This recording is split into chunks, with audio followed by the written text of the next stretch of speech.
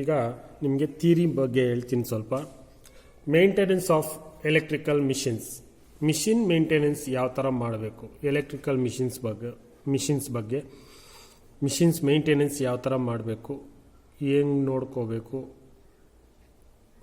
ಅನ್ನೋದನ್ನು ಇಲ್ಲಿ ತಿಳಿಸ್ಕೊಡ್ತೀನಿ. Proper maintenance of machine is key factor of accuracy and efficiency in production. Stoppage of machines means stoppage of production, increases in production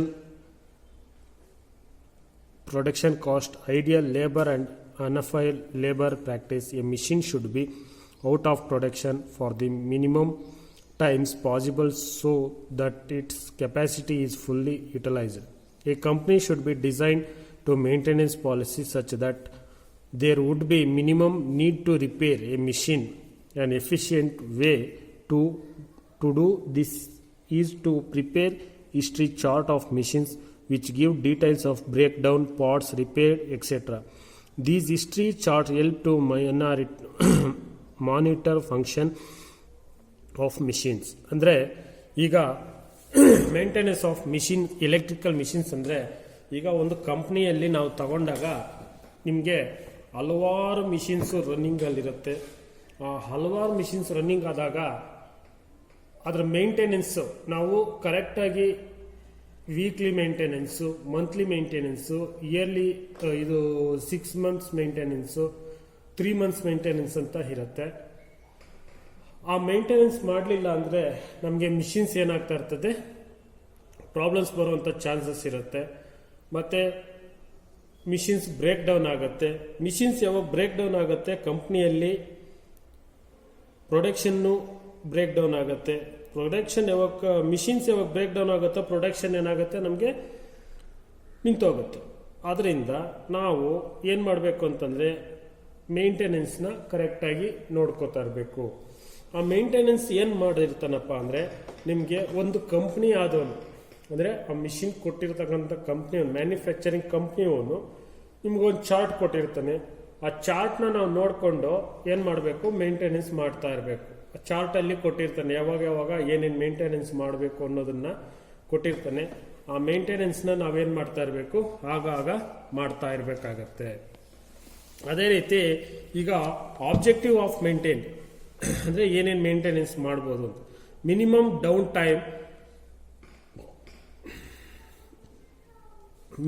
down time so that production processes is continuous. ಅಂದರೆ ಕಡಿಮೆ ಟೈಮ್ನಲ್ಲಿ ನಾವೇನು ಮಾಡ್ಬೋದು, machines productions ನಾವು continuous ಆಗಿ ಮಾಡೋ ಥರ ಇರ್ಬೋದು. To keep all machines in operating condition ಅಂದರೆ ಎಲ್ಲ ಮಿಷಿನ್ಸ್ನ ನಾವು ಆಪರೇಟಿಂಗ್ ಕಂಡೀಷನ್ನಲ್ಲಿ ಇಡಬೇಕಾಗತ್ತೆ. To increase life of the electrical machine ಅಂದರೆ ಎಲೆಕ್ಟ್ರಿಕಲ್ ಮಿಷಿನ್ಸ್ದು ಲೈಫು ನಾವೇನು ಮಾಡ್ಕೋಬೋದು, ಇನ್ಕ್ರೀಸ್ ಮಾಡ್ಕೋಬೋದು.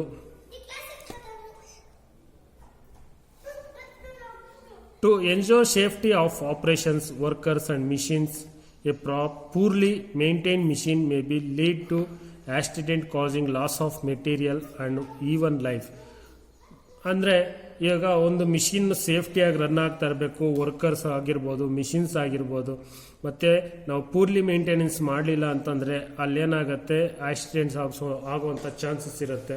Materials causing loss of materials ಅಂದರೆ ಮೆಟೀರಿಯಲ್ಸ್ ಲಾಸ್ ಆಗುವಂಥ ಚಾನ್ಸಸ್ ಇರುತ್ತೆ. To keep the machines at the maximum production efficiency ಅಂದರೆ ಮಿಷಿನ್ಸ್ನ ನಾವು ಮ್ಯಾಕ್ಸಿಮಮ್ ಪ್ರೊಡಕ್ಷನ್ ಎಫಿಷಿಯನ್ಸಿ ಥರ ಇಡಬೇಕಾಗತ್ತೆ. To keep the machines proper condition in order to maintain quality of the product ಅಂದರೆ ನಾವು ಆ ಮಿಷಿನ್ ಕ್ವಾಲಿಟಿ ಯಾವ ಥರ ಇದೆಯೋ ಅದೇ ಥರ ನಾವು ಅದನ್ನು ಪ್ರಾಪರ್ ಕಂಡೀಷನಲ್ಲಿ ನಾವು ಇಟ್ಕೊಂಡು ಹೋಗ್ಬೇಕಾಗತ್ತೆ. ಮತ್ತು breakdown for the AC and DC machines. Breakdown for the AC and DC machines ಅಂದರೆ ಯಾವ ಥರ ಬ್ರೇಕ್ ಡೌನ್ ಆಗುತ್ತೆ ಅಂತ. In any industrial environment there are thousands of electrical machines working simultaneously for efficient production. At a time, due to some problems, these machines fail to operate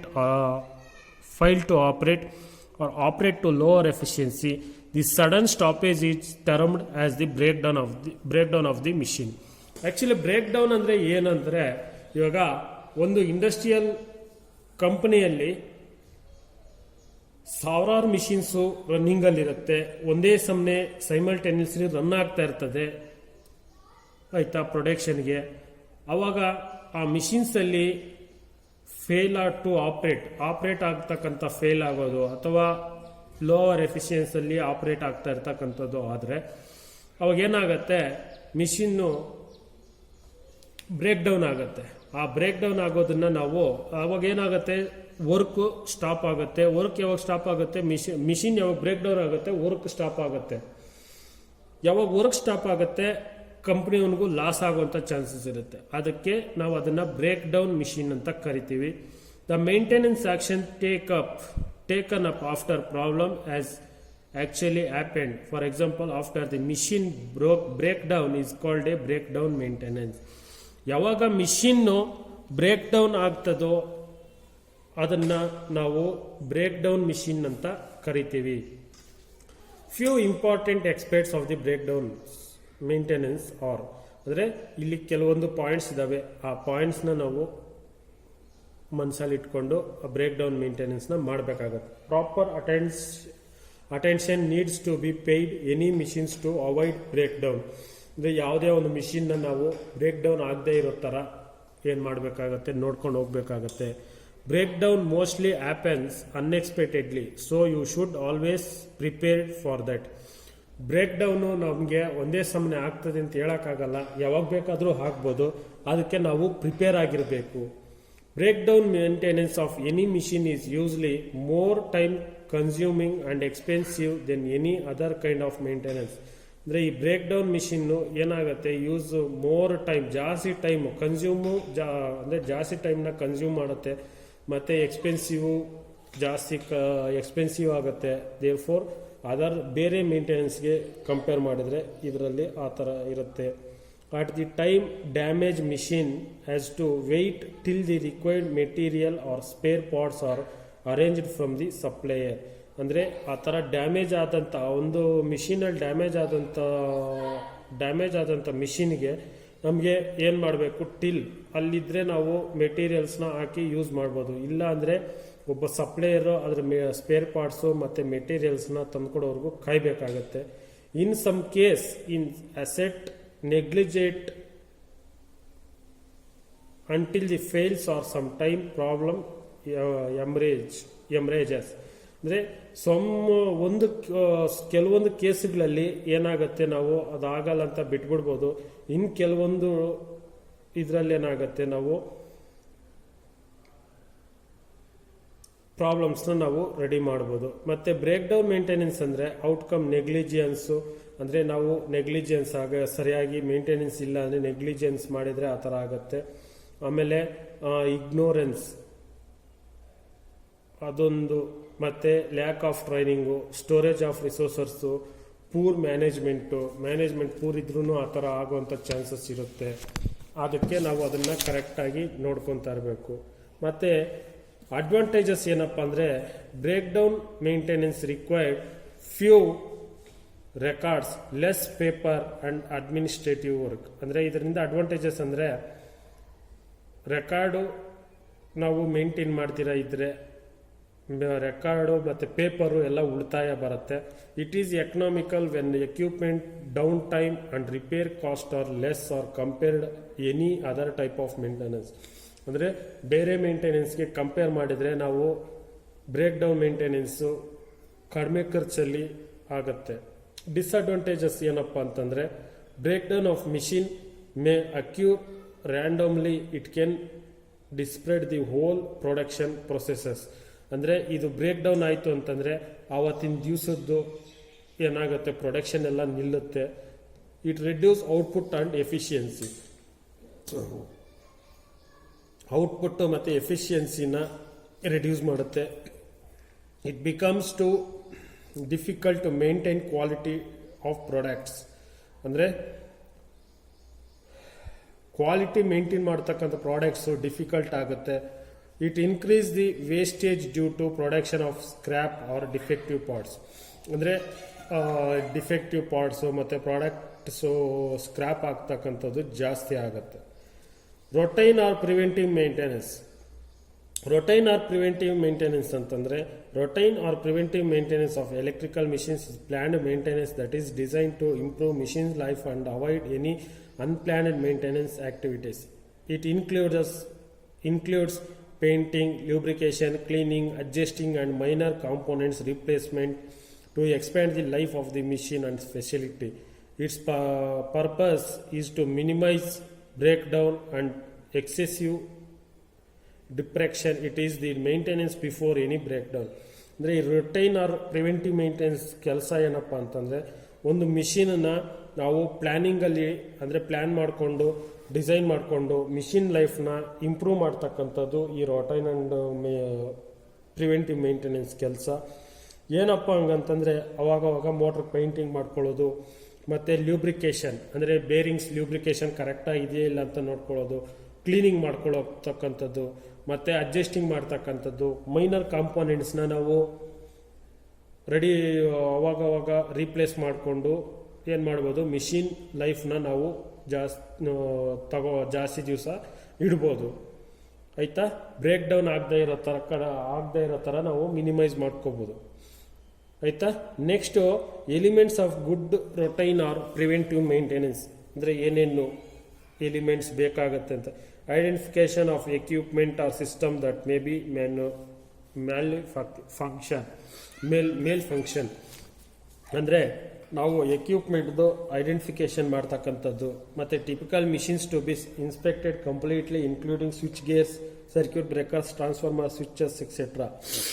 ಅಂದರೆ any time ನಾವು switches ಮತ್ತು including switchgears, circuit breakers, transformers ಕರೆಕ್ಟಾಗಿದೆ ಇದೆಯಾ ಅಂತ check ಮಾಡತಕ್ಕಂಥದ್ದು.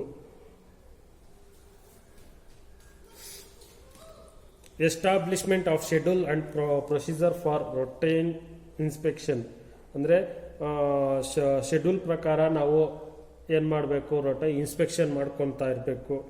ಮತ್ತು periodic testing of plant equipment of structural soundness ಅಂದರೆ periodic testing ಮಾಡ್ತಾ ಇರಬೇಕು. ಸೌಂಡ್ನೆಸ್ಸು ಜಾಸ್ತಿ ಆದಾಗ ಅದನ್ನು ನಾವು ಚೆಕ್ ಮಾಡ್ಕೊತಾ ಇರಬೇಕು. Promote repair or replacement of the machine which is found defective during inspection and testing. ನೀವು ಟೆಸ್ಟಿಂಗು ಇನ್ಸ್ಪೆಕ್ಷನ್ ಅಥವಾ ಟೆಸ್ಟಿಂಗ್ ಮಾಡುವಾಗ ಏನಾದರೂ ಡಿಫೆಕ್ಟಿವ್ ಬಂತು ಅಂದರೆ ಅದನ್ನು ನಾವು ರಿಪೇರ್ ಮಾಡ್ಕೊಳ್ಳೋದು ಅಥವಾ ರೀಪ್ಲೇಸ್ ಮಾಡ್ತಕ್ಕಂಥದ್ದು ಮಾಡಲೇಬೇಕಾಗತ್ತೆ. Next inventory of spare parts for the machine that needs frequent repairs ಅಂದರೆ ಅಲ್ಲಿ ಬೇಕಾಗಿರ್ತಕ್ಕಂಥ ಸ್ಪೇರ್ ಪಾರ್ಟ್ಸ್ ಇದ್ದರೆ ನಾವೇನು ಮಾಡ್ಬೋದು, ಅದನ್ನು ಬೇಗ ನಾವು ಫ್ರೀಕ್ವೆಂಟಾಗಿ ರಿಪೇರ್ ಮಾಡ್ಕೋಬೋದು. ಮತ್ತು use of organiser record keeping system, schedule, test and document inspection ಅಂದರೆ ನಾವು ಒಂದು ಮಿಷಿನ್ನ ಕರೆಕ್ಟಾಗಿದೆ ಇಲ್ಲ ಅಂತ ಒಂದು ರೆಕಾರ್ಡ್ನ ಮೇಂಟೈನ್ ಮಾಡಬೇಕಾಗತ್ತೆ.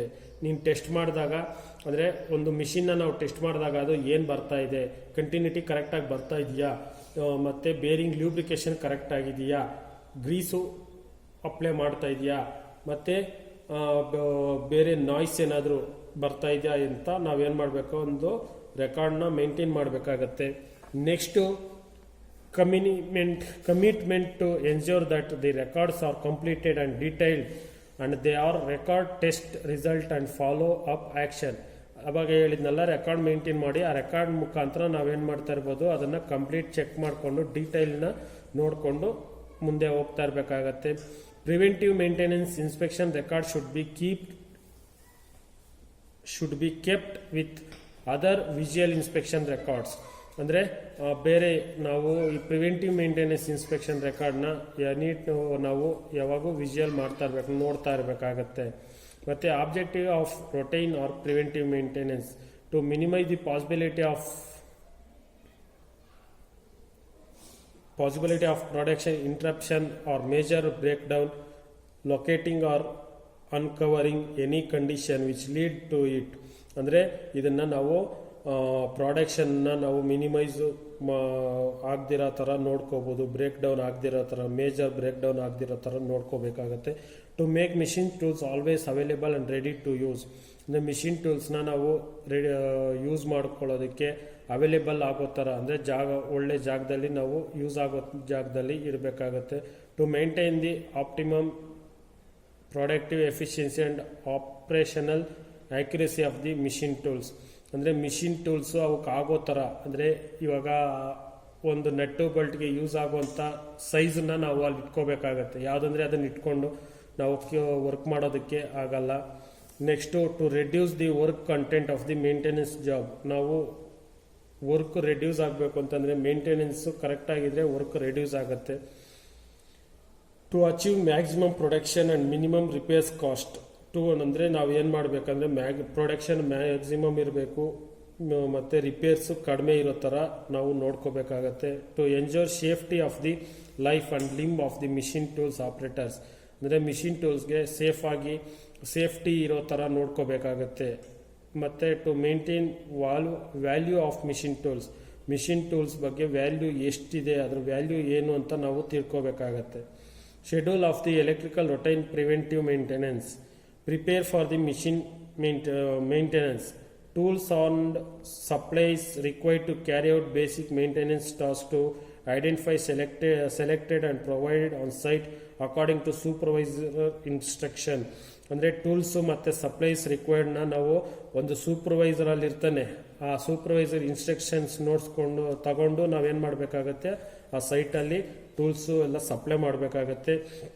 Rotation for operational check of the machinery and equipment are carried out and adjustment are made according to manufacturer specification and other enterprises procedure. ಅಂದರೆ ನಾವು routine pre operational check the machinery ಎಕ್ವಿಪ್ಮೆಂಟ್ನ check ಮಾಡಬೇಕಾದ್ರೆ ಮ್ಯಾನುಫ್ಯಾಕ್ಚರ್ಸ್ದು specifications ಕೊಟ್ಟಿರ್ತಾನೆ. ಏನು specification ಅಂದರೆ ಏನಪ್ಪ ಅಂತಂದರೆ ಅದರದ್ದು ರೇಟಿಂಗ್ ಎಷ್ಟು, ಕರೆಂಟ್ ರೇಟಿಂಗ್ ಎಷ್ಟು, ವೋಲ್ಟೇಜ್ ರೇಟಿಂಗ್ ಎಷ್ಟು, ಪವರ್ ರೇಟಿಂಗ್ ಎಷ್ಟು, ಅದು ಎಷ್ಟು HP ಇದೆ ಅನ್ನೋದನ್ನೆಲ್ಲ ಅವ್ನು ಕೊಟ್ಟಿರ್ತಾನೆ. ಅದನ್ನ ನೋಡಿಕೊಂಡು ನಾವು ಏನು ಮಾಡಬೇಕಾಗತ್ತೆ, ಎಕ್ವಿಪ್ಮೆಂಟ್ಸ್ನ ನಾವು ಅಡ್ಜಸ್ಟ್ ಮಾಡಬೇಕಾಗತ್ತೆ. ಮತ್ತು faulty or unsafe machineries and equipments are identify are for the repair replacement according to enterprises requirement. ಅಂದರೆ ಅಕಸ್ಮಾತ್ ಫಾಲ್ಟ್ ಆಗಿರ್ತಕ್ಕಂಥವು ಮಿಷಿನರಿನಲ್ಲಿ ಎಕ್ವಿಪ್ಮೆಂಟ್ಸ್ ಏನಾನ ಫಾಲ್ಟ್ ಆಗಿದ್ರೆ ಅದನ್ನು ತೆಗೆದುಬಿಟ್ಟು ನಾವು ಬೇರೆದನ್ನು ಹಾಕಬೇಕಾಗುತ್ತೆ. ಮತ್ತು ಕ್ಯಾರಿ ಔಟ್ ದಿ ಮೇಂಟೆನೆನ್ಸ್ನ ಯಾವ ಥರ ಕ್ಯಾರಿ ಮಾಡಬೇಕು. Suitable personal protective equipment is stored, selected, used and maintained according OHS requirements. ಅಂದರೆ ಅದಕ್ಕೆ ಸೂಟಬಲ್ ಆಗೋಂಥ ಪರ್ಸನಲ್ ಪ್ರೊಟೆಕ್ಟಿವ್ ಎಕ್ವಿಪ್ಮೆಂಟ್ಸ್ನ ನಾವು ಸ್ಟೋರ್ ಮಾಡಿ ಅದನ್ನು ಎತ್ತಿಡಬೇಕಾಗುತ್ತೆ. Greasing, lubrication and other basic servicing of the machinery and equipments are carried out according to operators manual, manufacturer specification and supervisor instruction.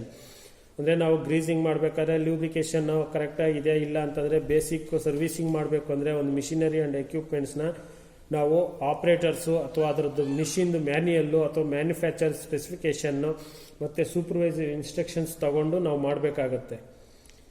Adjustment and repairs are made to machinery and equipment according to given instruction. ಅಂದರೆ ಅದಕ್ಕೆ adjustment ಆಗೋ ಥರ ಇದ್ದರೆ ನಾವು ಇನ್ಸ್ಟ್ರಕ್ಷನ್ಸ್ನ ತಗೊಂಡು ನಾವೇನು ಮಾಡ್ಬೋದು, ಅದಕ್ಕೆ ಮಿಷಿನರೀಸ್ ಎಕ್ವಿಪ್ಮೆಂಟ್ಸ್ನ ನಾವು ಅಡ್ಜಸ್ಟ್ ಮಾಡ್ಬೋದು. Work is conducted according to OHS requirements and complete the supervisor satisfaction. ಅಂದರೆ ನಾವು ಅಲ್ಲಿ ವರ್ಕು ಕರೆಕ್ಟಾಗಿ ಚೆನ್ನಾಗಿದೆಯಾ ಇಲ್ಲ ಅಂದರೆ ವರ್ಕ್ ಕಂಡಕ್ಟ್ ಆಗಿದೆಯಾ ಅಂದರೆ ನಮಗೆ ಸೂಪರ್ವೈಸರ್ ಸ್ಯಾಟಿಸ್ಫ್ಯಾಕ್ಷನ್ ಆಗಬೇಕು. ನಾವು ವರ್ಕ್ ಮಾಡಿದ ಮೇಲೆ ಕಂಪ್ನಿ ಸೂಪರ್ವೈಸರ್ಗೆ ನಾವು ಮಾಡೋಂಥ ಕೆಲಸ ಏನಿರಬೇಕು, ಸ್ಯಾಟಿಸ್ಫ್ಯಾಕ್ಷನ್ ಆಗಬೇಕು. ಮತ್ತು ಕಂಪ್ಲೀಟ್ ಮೇಂಟೆನೆನ್ಸ್ ಕಂಪ್ಲೀಟ್ ಆಕ್ಟಿವಿಟೀಸ್ ಏನಿರಬೇಕಂದ್ರೆ tools are cleaned, return to operating order and stored according to manufacturing specification and enterprises requirement. ಟೂಲ್ಸ್ನ ನಾವು ಕ್ಲೀನಾಗಿ ಇಟ್ಕೊಬೇಕಾಗತ್ತೆ. ರಿಟರ್ನ್ ಟು ಆಪರೇಟಿಂಗ್ ಆರ್ಡರ್, ನಾವು ಆಪರೇಟಿಂಗ್ ಮಾಡಬೇಕು ಅಂತಂದರೆ ಅಲ್ಲಿ ಸ್ಟೋರ್ಡ್ ಅಕಾರ್ಡಿಂಗ್ ಟು ಮ್ಯಾನುಫ್ಯಾಕ್ಚರ್, ಅಲ್ಲಿ ಮ್ಯಾನುಫ್ಯಾಕ್ಚರಿಂಗ್ ಸ್ಪೆಸಿಫಿಕೇಶನ್ ಇರುತ್ತೆ. ಆ ಸ್ಪೆಸಿಫಿಕೇಶನ್ಸ್ ಮುಖಾಂತರ ನೋಡಿಕೊಂಡು ನಾವು ಟೂಲ್ಸ್ನ ಕ್ಲೀನ್ ಮಾಡಿ ಎತ್ತಿಡಬೇಕಾಗತ್ತೆ. environmental procedure for followed to waste for the maintenance activities is collected, treated and disposed or recycled according to enterprises requirement. ಅಕಸ್ಮಾತ್ ವೇಸ್ಟ್ ಮೆಟೀರಿಯಲ್ಸ್ ಮೇಂಟೆನೆನ್ಸ್ ಆಕ್ಟಿವಿಟೀಸ್ ಏನಾದರೂ ಇದ್ದರೆ ಅದನ್ನೆಲ್ಲ ಕಲೆಕ್ಟ್ ಮಾಡಿಕೊಂಡು ಅದನ್ನು ಡಿಪೋಸಸ್ ಮಾಡಿ ರೀಸೈಕಲ್ ಅಕಾರ್ಡಿಂಗ್ ಟು ಎಂಟರ್ಪ್ರೈಸಸ್, ಅಂದರೆ ಆ ಕಂಪನಿ ಎಂಟರ್ಪ್ರೈಸಸ್ಗೆ ನಾವೇನು ಮಾಡಬೇಕಾಗತ್ತೆ, ರಿಕ್ವೈರ್ಮೆಂಟ್ಸ್ನ ಕೊಡಬೇಕಾಗತ್ತೆ. Work area is clean and maintained according to OHS and enterprises requirement. Work area ಏನಾಗಿರಬೇಕು, ಕ್ಲೀನ್ ಆಗಿರಬೇಕು, ಮತ್ತು ಮೇಂಟೆನೆನ್ಸು ಕರೆಕ್ಟ್ ಆಗಿರಬೇಕು. ಮತ್ತು malfunctions faults wear damages to tools are reported to the supervisor according to the enterprises requirement. ಅಕಸ್ಮಾತ್ ನೀವು work ಮಾಡೋವಾಗ tools ಏನಾದರೂ damages ಆದರೆ, ಏನಾದರೂ ಪ್ರಾಬ್ಲಮ್ ಫಾಲ್ಟ್ಸ್ ಆದರೆ ನೀವು ಫಸ್ಟು ಯಾರಿಗೆ ತಿಳಿಸ್ಬೇಕು ಅಂತಂದರೆ ಸೂಪರ್ವೈಸರ್ಗೆ ಅಥವಾ ಅಕಾರ್ಡಿಂಗ್ ಟು ಎಂಟರ್ಪ್ರೈಸಸ್ ಕಂಪನಿ ಮಾಲೀಕರಿಗೆ ತಿಳಿಸ್ಬೇಕಾಗತ್ತೆ. ಗೊತ್ತಾಯ್ತಾ? ಮತ್ತು UPS ಅಂತ ತಗೊಳ್ತೀವಿ. UPS ಮೇಂಟೆನೆನ್ಸು ಯಾವ ಥರ ಮಾಡಬೇಕು. UPS ಅಂದರೆ ಏನು? UPS ಅಂತಂದರೆ ಇಂಟರಪ್ಟಲ್ ಪವರ್ ಸಪ್ಲೈ. ಅಂದರೆ ನಮಗೆ ಪವರ್ ಇಲ್ದಾಗ ಪವರ್ನ ಕೊಡ್ತಕ್ಕಂಥದ್ದನ್ನು ನಾವು UPS ಅಥವಾ ಇಂಟ್ರಪ್ಟಬಲ್ ಪವರ್ ಸಪ್ಲೈ ಅಂತ ಕರಿತೀವಿ. ಈ UPSನಲ್ಲಿ ನಮಗೆ ಎರಡು ಥರ ಬರುತ್ತೆ. ಒಂದು ಬಂದು ಆನ್ಲೈನ್ UPS ಅಂತ ಒಂದು, ಇನ್ನೊಂದು ಆಫ್ಲೈನ್ UPS ಅಂತ ಒಂದು. ಆಯ್ತಾ? ಅದನ್ನು ಮತ್ತೆ ಹೇಳ್ತೀನಿ.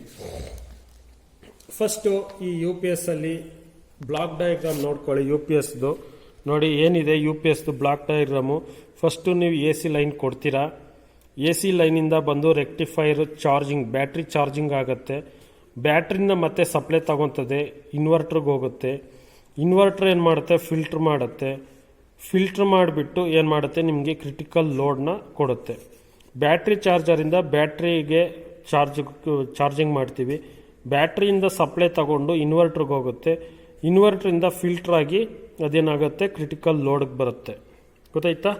ಇದು ಇದರಲ್ಲಿ ಬರ್ತಕ್ಕಂಥದ್ದು.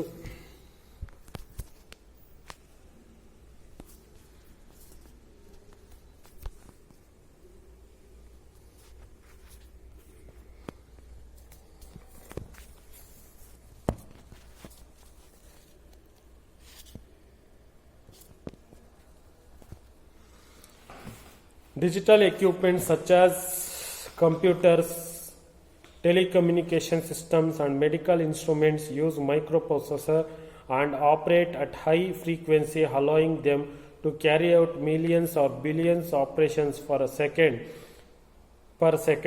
A disturbance in the electrical supply lasting just a few milliseconds can be affected thousands or millions of the basic operation. The result may be malfunctioning and loss of the